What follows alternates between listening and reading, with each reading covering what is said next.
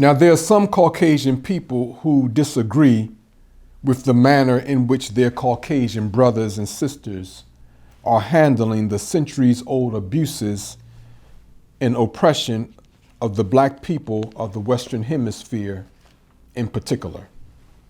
These persons, Caucasian persons, believe that Caucasian people today should not be seeking forgiveness of Black people, nor should they be attempting to make amends by revamping and or eliminating government policies that support systemic racism. Well, let us consider 3 points for those Caucasian people who consider themselves free from and of the responsibility and of the blame for the plight of the Black people of the Western Hemisphere. In other words, free from your mothers and fathers and forebears' treachery against us. Well, first, according to the Holy Quran, Noah preached for 150 years before Almighty God destroyed the people whom Noah was raised to warn and guide. So nearly 6 generations rebelled against Allah's message coming through Noah. But the 6th generation was completely destroyed through drowning. Perhaps they did not see that they were the same as their forebears. Maybe those who were drowned, the 6th generation, didn't think they were like the 1st generation of their wicked forebears.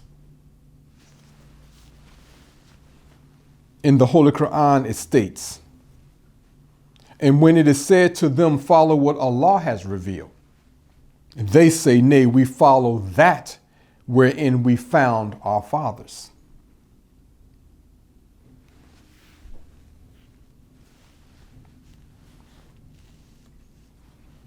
Has any generation of Caucasian people since the coming of Master Fard Muhammad or the revealing of himself to us in 1930-31, have any Caucasian people since his coming received the message of the Honorable Elijah Muhammad?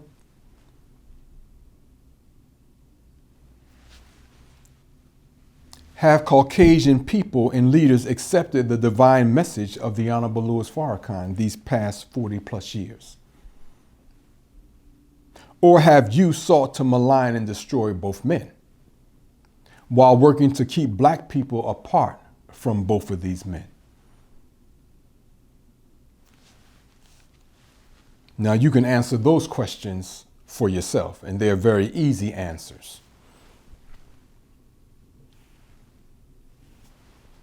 Well, Allah is not a respecter of persons, according to the Bible. He judges systemic behaviors, which is why he sends divine messengers when evil doing becomes the rule of the people.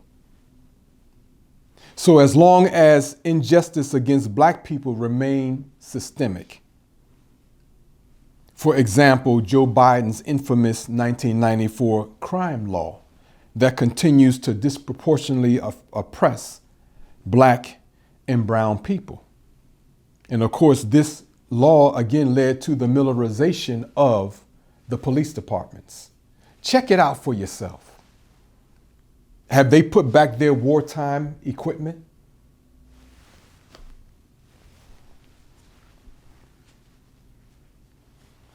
So those who dominate all aspects of the so-called justice in prison systems, Caucasian people, and those who own stocks in prisons and continue in the behavior of their forebears who enslaved Allah's chosen people, the Caucasian people. So your involvement is a little different from those of yesteryear or centuries ago, but it's the same behavior, the same attitude. It's just up to the modern time.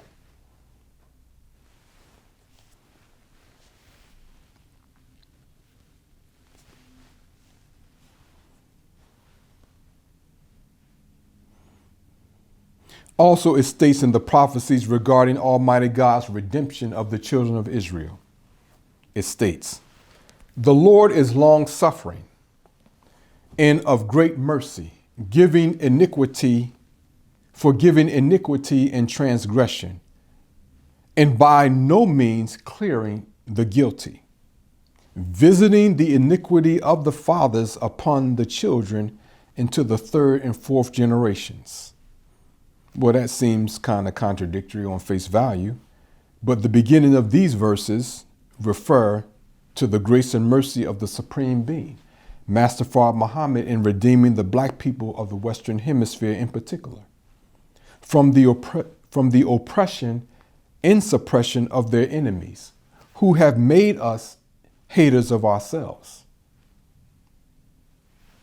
This same Almighty God will not dismiss the transgressions of those who enslaved his people.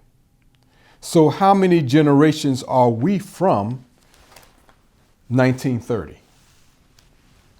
When Master Fard Muhammad, the Supreme Being, commissioned the Honorable Elijah Muhammad to be a warner and a guide in the United States for its people and for the world.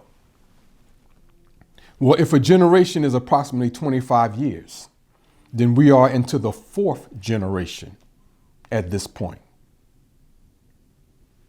So these verses set our expectation of the visit of God, his vengeance for the iniquity of the fathers of that fourth generation.